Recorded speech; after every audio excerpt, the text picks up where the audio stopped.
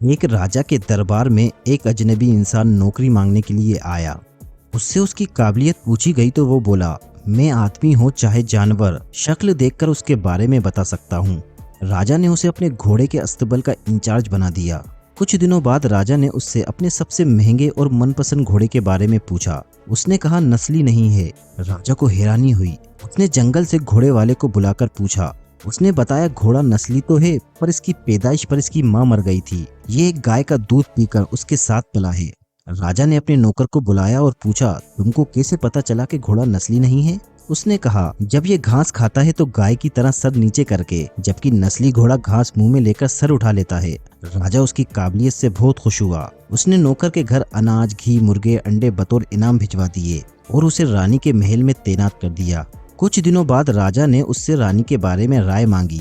उसने कहा, तौर तरीके से तो रानी जैसी है, लेकिन पैदाइशी रानी नहीं है। राजा के पैरों तले जमीन निकल गई। उसने अपनी सास को बुलाया और उसको पूरा मामला बताया। सास ने कहा, हकीकत यह है कि आपके पिताजी ने मेरे पिताजी से हमारी बेटी की पैदाइश पर ही रिश्ता मांग लिया था, लेकिन हमारी बेटी 6 माह में ही मर गई थी।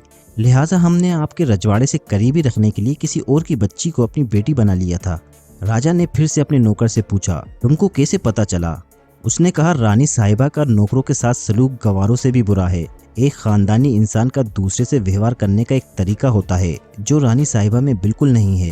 राजा फिर से उसकी पारखी नजरों से खुश हुआ और बहुत से अनाज, भेड़, बकरियां बतौर इनाम दी। साथ ही साथ उसे दरबार में तैनात कर दिया। कुछ वक्त गुजर गया। राजा ने फिर नौकर को बुलाया और अपने बारे में पूछा। नौकर ने कहा, जान की सलामती हो तो कहूँ।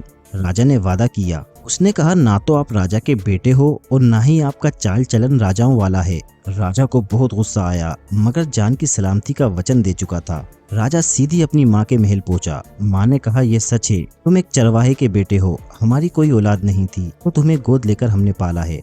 राजा ने नौकर को बुलाया और पूछा, बता तुझे कैसे पता चला? उसने कहा, जब राजा किसी को इनाम दिया करते हैं तो हीरे, मोती और जवाहरात की शक्ल में देते हैं, लेकिन आप भेड़, बकरियां, खाने पीने की चीजें दिया करते थे। ये रवैया राजाओं का नहीं, किसी चरवाहे के बेटे का ही हो सकता है। दोस्तों, ये कहानी हमें ये प्रेरणा देती है कि आदमी बड़ा अपने व्यवहार से, आदतों से और सोच से बड़ा होता है, ना कि ज्यादा धन दौलत से।